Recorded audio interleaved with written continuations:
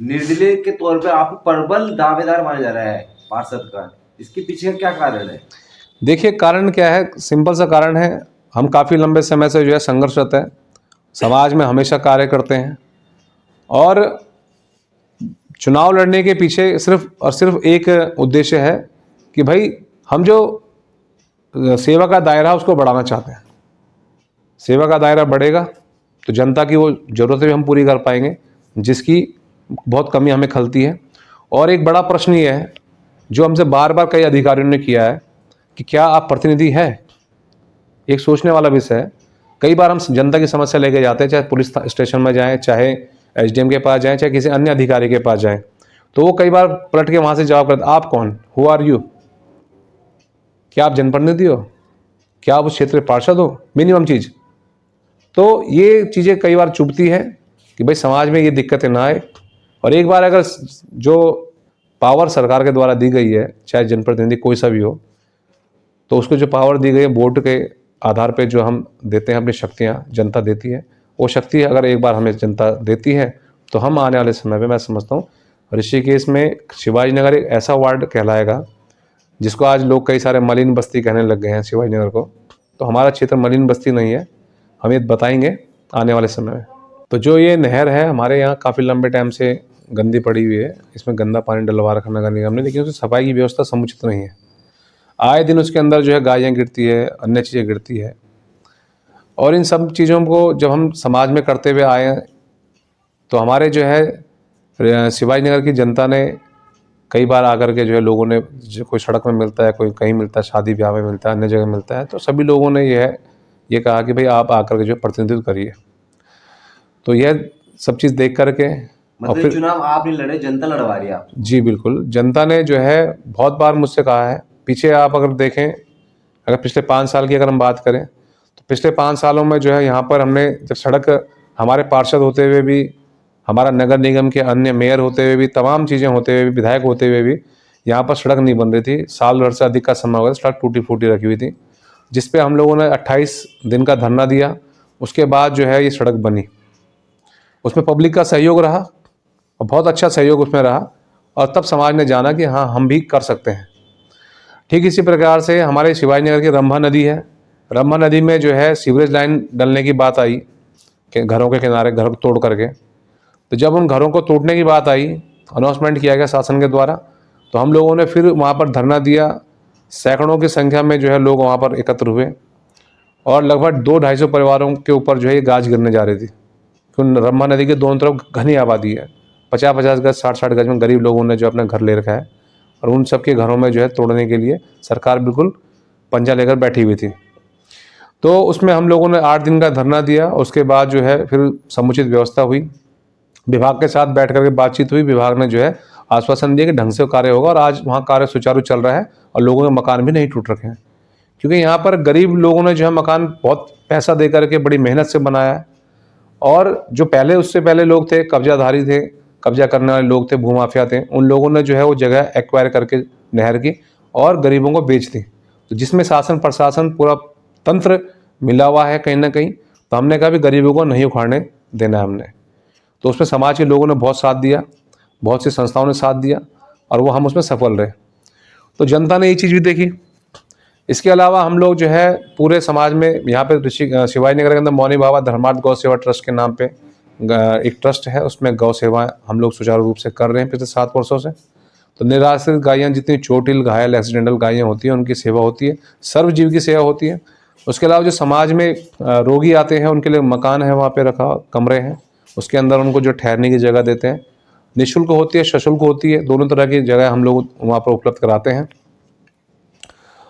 और उसके अलावा हमारे क्षेत्र में जितने भी सामाजिक, तो आप एक आम आदमी होते हुए करते हैं, पार्षद बनने के बाद आप क्या करेंगे ऐसा? देखिए पार्षद बनने के बाद तो देखो हमारी वैसे तो बहुत सारी इच्छाएं हैं कार्य करने की। सबसे पहले तो मैं जो कार्य चाहता हूं, मैं चाहता हूं कि समाज का जो मनोबल बढ़े। आज हमारा समाज जो है, उस समाज का मनोबल जो है बहुत डाउन जा रहा है। हम एक एक कागज लिखने के लिए तब जो है हम जो है मुंह ताकते हैं किसी पार्षद का। हम एक एक जो छोटी से छोटी समस्या है उसके लिए हम मुंह ताकते हैं एक पार्षद का, जबकि ये रूटीन का काम होना चाहिए।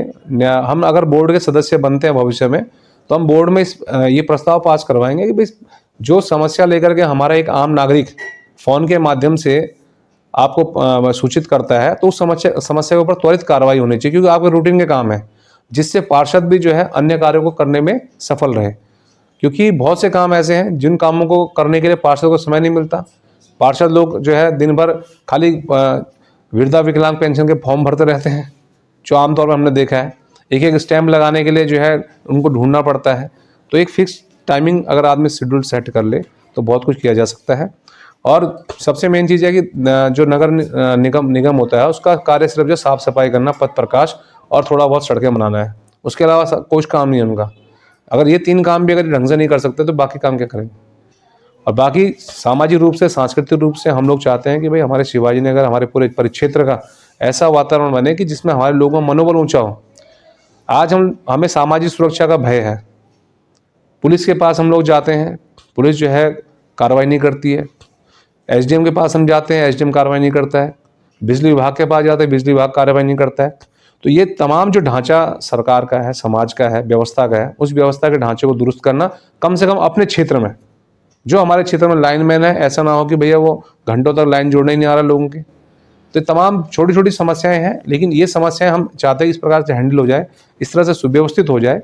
कम से कम मेरे क्षेत्र में, जिस परिक्षेत्र में हम जो है पार्षद बन के आएंगे, तो उस क्षेत्र में हम इस सारी समस्याओं को दूर करना चाहेंगे।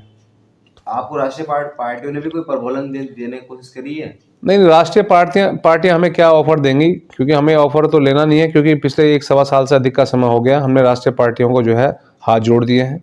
और यहाँ तक कि किसी भी प्रकार की पार्टी को हमने हाथ जोड़ रखे हैं, क्योंकि पार्टियां जो है हमेशा समाज का शोषण करने में लगी हुई हैं। पार्टियों के कारण जो है लोग अपने रिश्तेदार को देखना बंद कर देते हैं, घर के अंदर घर के घर उजड़ रहे हैं, आपस में लड़ रहे हैं। और चुनाव के टाइम पे ये पार्टियां ही जो है अपने कार्यकर्ताओं को कितना बड़ा बेवकूफ़ बना रही है, वो आप लोगों ने अभी सबने देखा ही होगा। कोई पिछले 5 साल 10 साल से बिल्कुल तैयारी कर रहे हैं कि इस बार हमारा शायद नंबर आए। उन लोगों ने, बेचारों ने लाखों रुपए तो अपना ऐसे खर्च कर दिया। समाज के बीच में सुख दुख में, चलो एक उद्देश्य लेकर भले ही जा रहा आदमी कि मैं चुनाव लड़ूंगा, लेकिन कर तो समाज की सेवा ही रहा है। किसी को चाहे वो उसके कारण जो है किसी को दान दे रहा है, किसी के वो दुख सुख में खड़ा हो रहा है, उसके उद्देश्य में भले ही ये हो कि उसने चुनाव लड़ना है, लेकिन कर तो रहा है ना। तो ऐसे लोगों को जब पार्टी किनारे कर देती है, और वो सिर्फ इस चक्कर में कि भैया हम लोग जो है आगे जो ऊपर बैठे हैं वो ऊपर ही रहें, जो नीचे वाले वो नीचे रहें। मैं एक छोटी सी बात कहना चाहूँगा, आपने प्रश्न जो उठाया, आज ऋषिकेश में अनुसूचित जाति की जो है सीट रिजर्व हुई है। तो मैं देख रहा हूँ, इस विषय में मैंने कल भी एक लाइव चलाया था, मैं देख रहा हूँ कि अनुसूचित जाति में भी अगर कोई व्यक्ति है, तो मैं कहता हूँ सबसे निचले स्तर पर जो कर्मठ व्यक्ति है, जिसके पास पैसा नहीं है उसके पास, लेकिन वो बहुत अच्छी सोच का व्यक्ति है, वो आपके संगठन से जुड़ा हुआ व्यक्ति है, आप लोग उसे टिकट में वरीयता क्यों नहीं दे रहे? आज भी अगर आपने देखा होगा, शहर बैनर पोस्टर पर पट गया, कम से कम मैं समझता हूँ 5 से 7 लाख रुपए का पोस्टर बैनर एक व्यक्ति ने लगाया होगा। और ऐसे एक पार्टी के अगर 4 लोगों ने भी लगाए होंगे, और इसी प्रकार से अगर 2 पार्टी के 8 लोग भी हो गए, जो मुख्य पार्टियां हैं, तो 8 लोगों ने कम से कम कितना पैसा खर्च हो गया उस हिसाब से? भाई 5 को 20 और 20 40 लाख रुपया। 40 लाख रुपये क्या किसी अच्छे काम में नहीं लगा सकते थे? ये लोग लगा सकते थे, लेकिन क्या है, प्रतिस्पर्धा को दिखाना, अपने आप को ऊंचा उठाना। और अब मैं समझता हूँ कि इन 5 लोगों में से जिस एक व्यक्ति को टिकट मिलेगा वो भी एक पूंजीपति होगा। तो मैं समझता हूँ बाबा भीमराव अंबेडकर जी, ये जो हमारे संविधान के अन्य लोग निर्माता थे उस समय, उन लोगों का क्या सोच के उन लोगों ने आरक्षण बना रखा था। आपके चुनाव लड़ने का मुख्य उद्देश्य क्या है? देखिए, चुनाव लड़ने का मुख्य उद्देश्य मेरा ये है कि हमारे क्षेत्र में तमाम समस्याएं जो आज से कई साल पहले थी, वो आज भी जस की तस है। हमारे क्षेत्र की जनता जब सड़कों में निकल रही है तो सड़कें टूटी फूटी है। रात्रि में जो है बच्चे घर से बाहर निकल रहे हैं तो भैया माहौल जो है बिगड़ता जा रहा है। उसके अलावा क्षेत्र में जो है पथ प्रकाश की व्यवस्था सही नहीं है, जो मुख्य रूप से एक नगर निकाय के पार्षद का कार्य होता है। उसके अलावा क्षेत्र में जो है हमारे नहर की समस्या है, बहुत लंबे टाइम से वो समस्या जस की तस बनी हुई है, उसमें किसी प्रकार का कोई समाधान नहीं हो पा रहा है।